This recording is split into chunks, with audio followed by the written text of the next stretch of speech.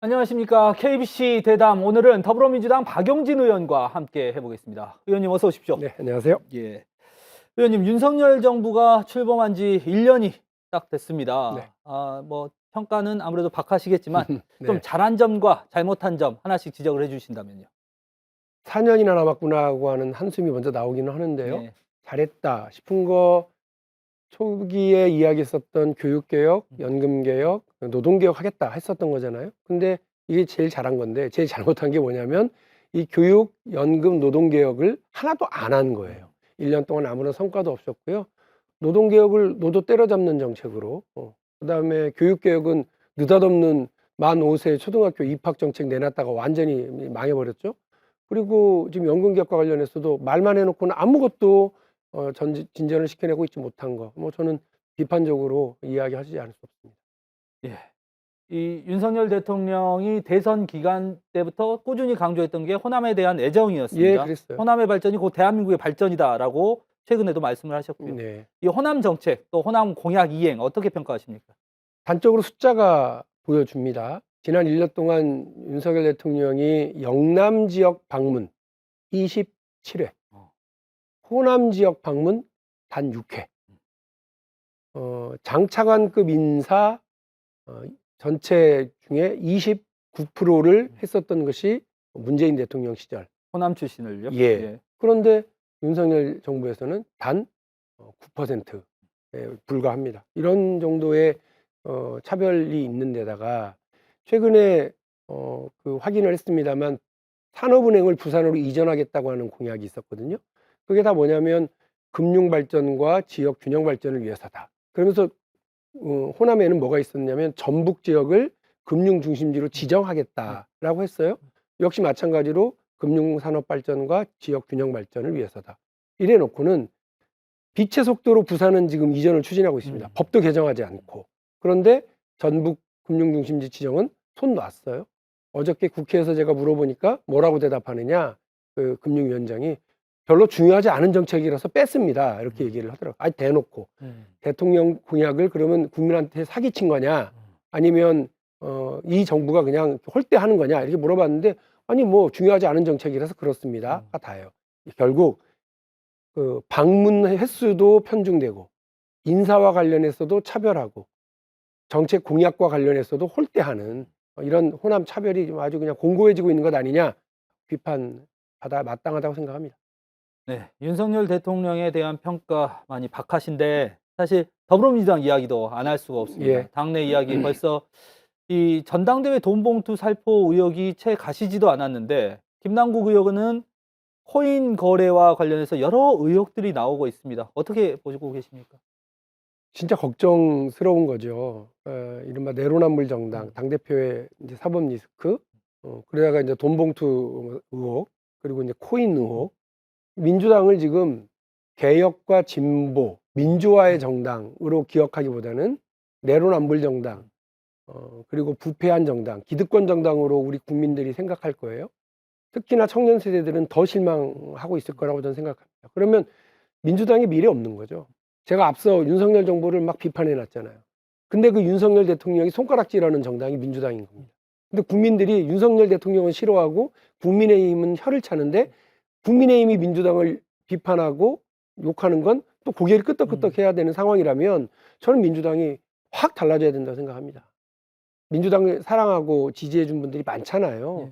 그러면 거기에 대한 보답이라고 하는 게 내가 혼자 배부르고 등 따신 정당으로, 기득권 정당으로 보여지는 것이 아니라 잘못된 거 고지고대로 끊어내고, 또 잘못된 것이 있으면 당원 당규대로 처벌하고, 또 우리 원리 원칙대로 대응하는 그런 정당의 모습을 빨리 갖춰야 되는 것 아니냐.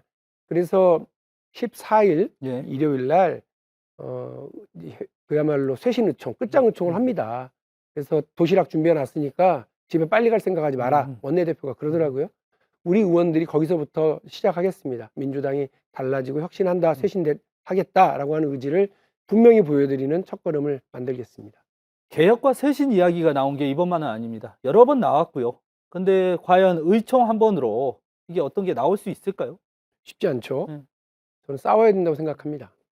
저 광주에 와서 이렇게 하랍니다라고 뭐 우리 당원들한테 연락을 드렸더니 어떤 분들은 또 와갖고 내부 총질 얘기나 하고 듣기 싫은 쓴소리 하는 거 아니냐 이렇게 얘기하신 분도 계세요. 그러나 당을 사랑하니까 그러죠. 당이 잘못 가고 있으면 잘못 가고 있다고 얘기를 하는 사람이 저는 사랑하는 사람이라 생각합니다. 당이야 잘못 가든가 말든가 국민들에게 손가락질을 받든가 말든가 그냥 듣기 좋은 소리만 하고 당대표 귀에 그 듣기 좋은 얘기나 늘어놓는 거 그거 저는 본인 진심으로 권총이나 생각하고 뭐 이런 아, 비판도 많죠. 제일 싫죠. 그 자기만 생각하는 거. 그게 기득권 정치예요. 자기 공천만 생각하고 또 당장 욕먹지 않으려고 무책임한 태도 보이는 거. 그렇게 하지는 말아야죠. 저는 적어도 민주당의 당대표가 되겠다고 했었던 사람, 그리고 민주당의 대통령 후보가 되겠다고 했었던 사람이니까 민주당을 위해서 내부에서 쓴소리하고 민주당을 위해서 내부에서 잘못된 것과는 맞서 싸워야 된다고 생각합니다. 그래야 민주당이 달라질 거라고 보고 그래야 민주당을 그동안 지지해주고 사랑해주셨던 우리 호남민들이 다시 민주당을 그야말로 마음속 깊이 좋아해주고 지지해줄 거라고 저는 믿습니다. 한 달 전쯤이었나요?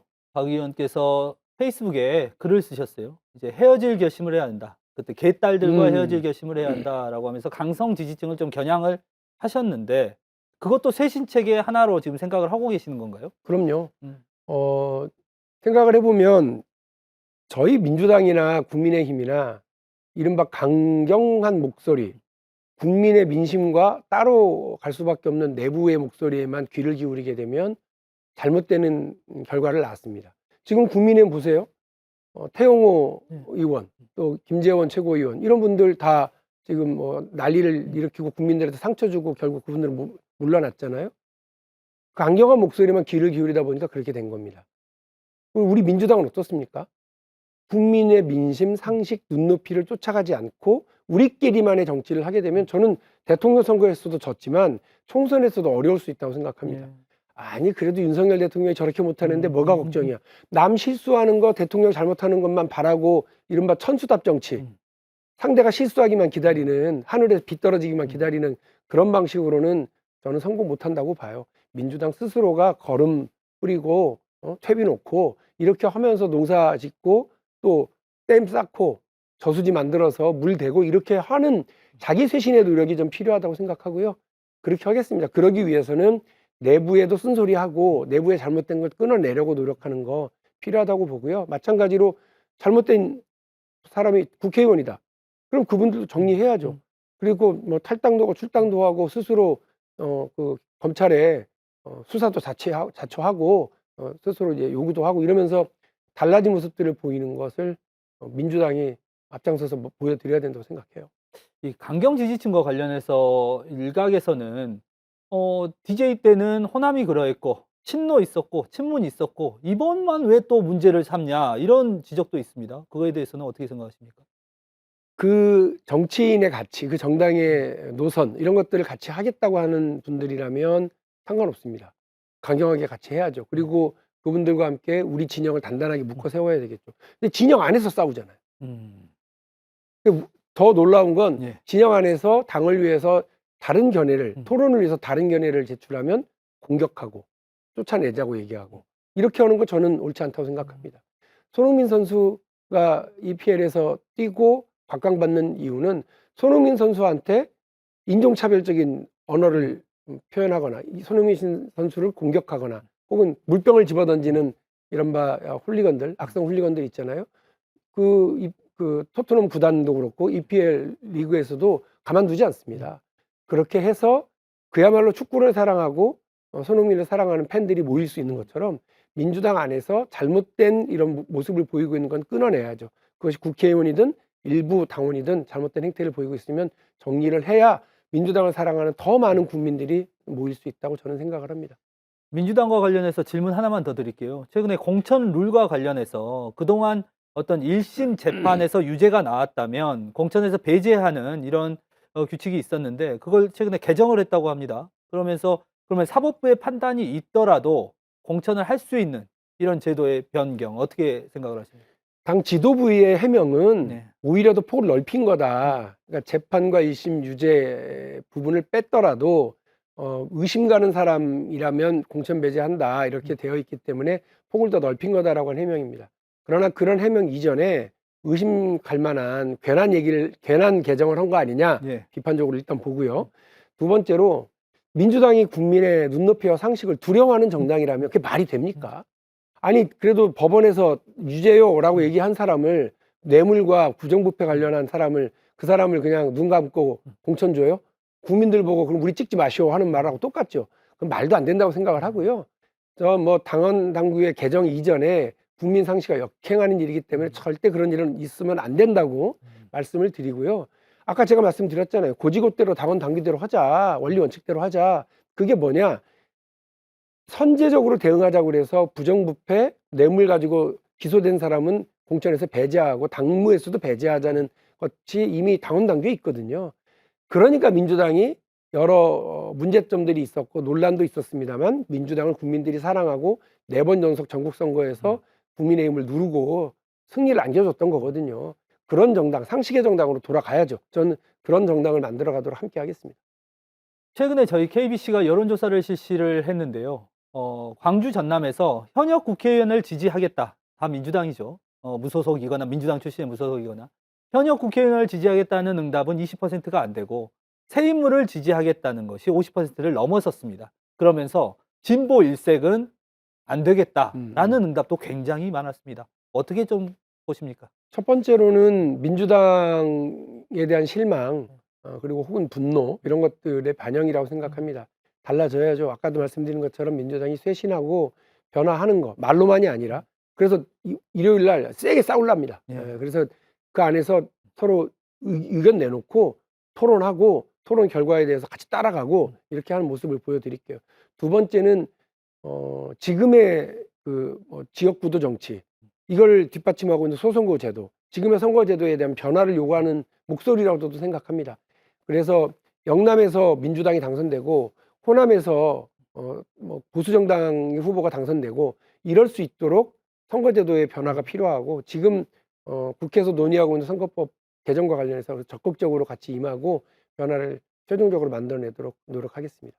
네. 마지막으로 질문 하나 드리겠습니다. 이제 다음 주면 제43주년 5.18 기념식입니다. 국민의힘과 대통령실, 대통령을 포함해서요. 벌써 2년째 대거 내려올 것 같아요. 또 추모하고.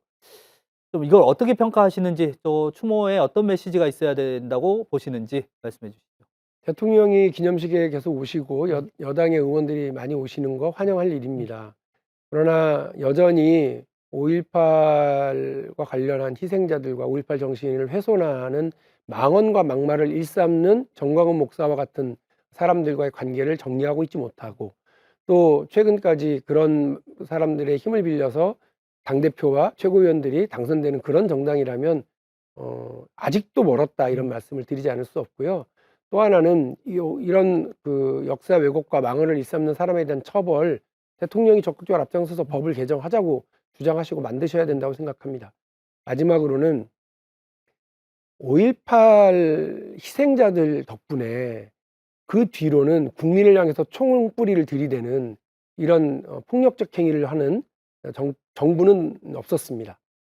그러나 지금은 총만 들지 않았지 지역 차별, 지역 고립, 그리고 지역에 대한 홀대 이런 것들을 하고 있고 지역 균형 발전은 말로만 하고 지역에 대한 지원은 그냥 구두선으로만 그치는 정책이라면 저는 이건 총만 들지 않은 또 다른 국민 적대 행위라고 생각합니다.